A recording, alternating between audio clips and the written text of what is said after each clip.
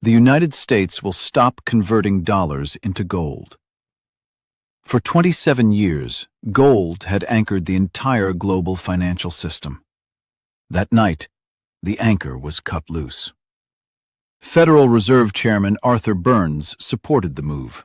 Treasury Secretary John Connally helped design it publicly. The press called it the Nixon Shock.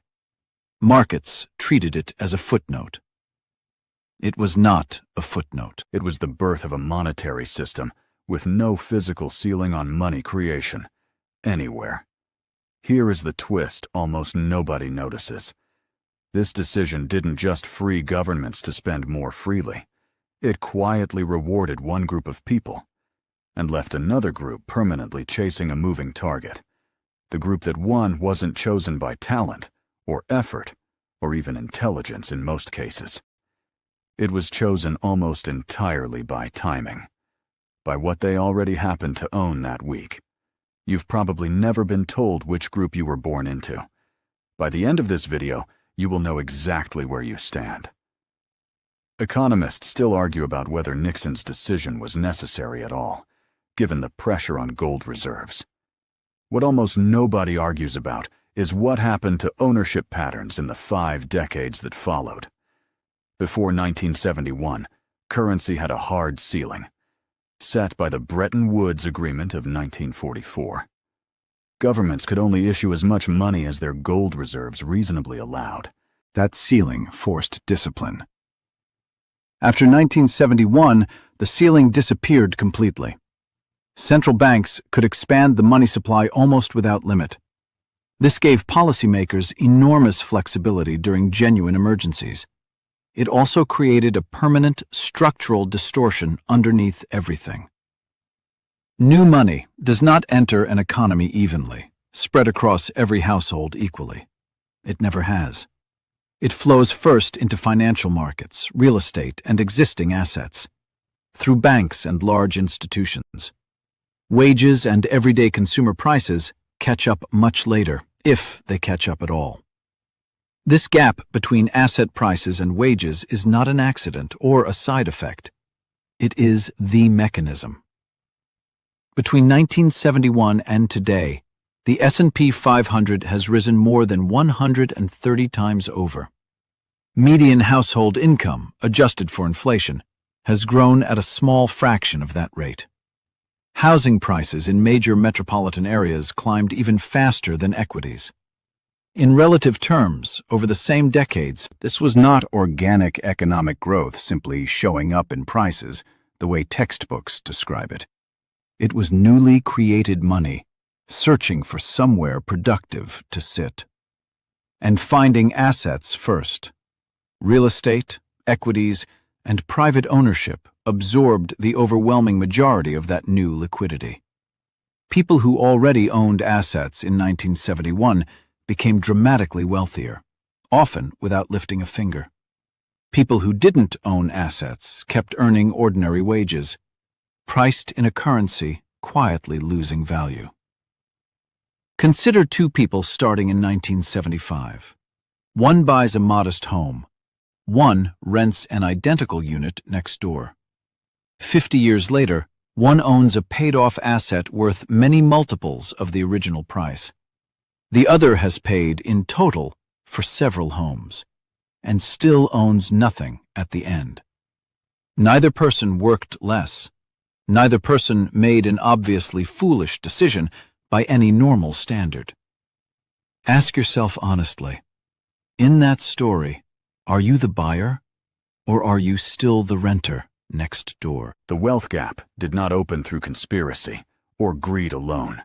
It opened through simple, repeated arithmetic. The first warning came far earlier than most people remember. In the stagflation of the 1970s, prices rose sharply, growth stalled, and the newly unanchored dollar lost value at an alarming pace. Policymakers treated it as a temporary adjustment period, and largely returned to expansion once inflation cooled. The deeper lesson, that unlimited money creation carried permanent structural costs, went mostly unlearned.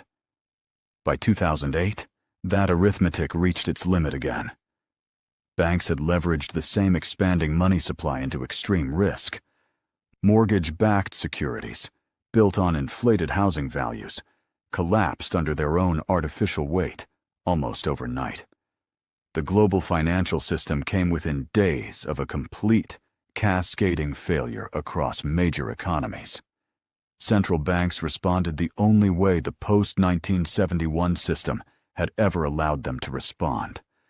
They created more money and injected it directly into banks, markets, and government balance sheets.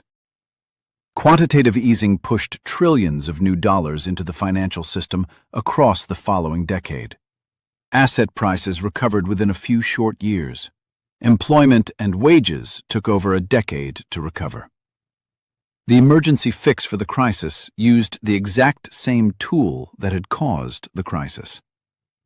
For most people, none of this ever appeared as a headline or a policy briefing. It appeared as a house they could no longer afford. In the neighborhood they grew up in, it appeared as a retirement account growing slower than the rent above their own apartment.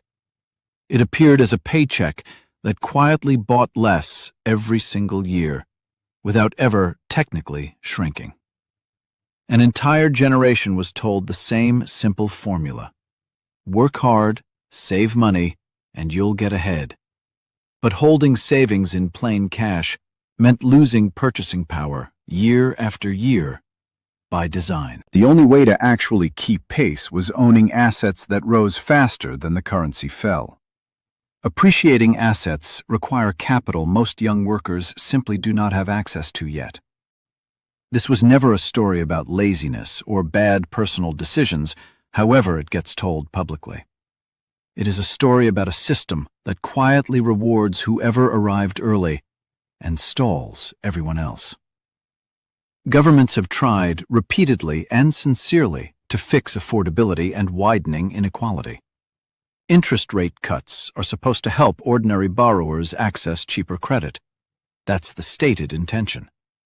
But cheaper borrowing also inflates the exact assets that ordinary people are already struggling to afford. Stimulus payments are supposed to help struggling households directly, during recessions and emergencies. But stimulus expands the money supply further, pushing asset prices even higher in response. Every major tool available under this system pulls the same underlying lever without exception. It expands the money supply, and new money flows toward existing assets first. Structurally, the tools built to correct the imbalance are constructed from the exact same imbalance itself. Here is where this gets genuinely uncomfortable and directly relevant to your life today. In 1980, a new car cost roughly half of 1 year's average household income in America. Today, a new car frequently costs more than an entire year's average income, adjusted honestly. But that same car now includes a supercomputer, dozens of sensors, and climate-controlled comfort throughout. Consumer electronics, clothing, and entertainment have become smarter, cheaper, and more abundant than at any point in history.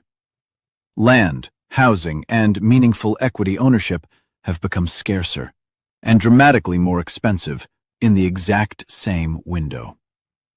This is the trap quietly hiding inside modern prosperity, disguised as convenience and comfort. You can now afford a phone more powerful than a 1990s supercomputer delivered to your door. You often cannot afford the down payment your own parents managed on an ordinary salary. Streaming, fast fashion, and cheap gadgets create a constant feeling of abundance, subscription by subscription. Meanwhile, the actual asset base beneath that lifestyle keeps shrinking, quietly in the background. Abundant consumer luxury is not evidence of prosperity. It is often the exact opposite, carefully repackaged. Even ownership itself has been redesigned to feel like access rather than actual possession in recent years. Car payments stretch to 8 years. Software is rented monthly. Even furniture is increasingly financed, not purchased outright. The system lets you feel wealthy in the moment, while structurally staying asset poor for decades. So, what can you actually do, standing inside a system built this way? First, stop measuring your wealth by income alone. Start measuring it by ownership. A high salary, held mostly in cash, still quietly loses ground to asset inflation over time. Second, treat appreciating assets as an early priority, not a distant someday goal for later. Even small, consistent positions in equities, index funds, or property compound meaningfully across decades. Third, understand that early timing matters more than perfect timing. Structurally, inside this system, the gap between early owners and late owners only widens further with every passing cycle. None of this requires predicting markets, taking reckless risk, or timing a perfect entry point. It requires understanding, clearly, which side of the ownership line you are currently standing on. Here is the uncomfortable truth: this system was never built to advertise publicly. It was never designed to guarantee everyone eventual ownership, no matter how hard they worked. It was designed to keep expanding indefinitely, regardless of who gets structurally left behind. The old social contract assumed hard work would eventually convert into ownership, given enough patience. That assumption has not held true for most of the last 50 years, measurably. Unless the underlying mechanism itself changes, this gap will not close on its own. It will keep widening, quietly, one monetary cycle at a time, largely unnoticed. Understanding this system does not fix it, but it does change how you move through it.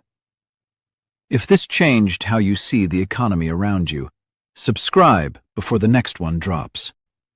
Next, we're breaking down exactly how this exact gap compounds into one family's outcome across 3 generations. That video shows the actual numbers, the actual receipts, and where the pattern finally breaks. Don't miss it.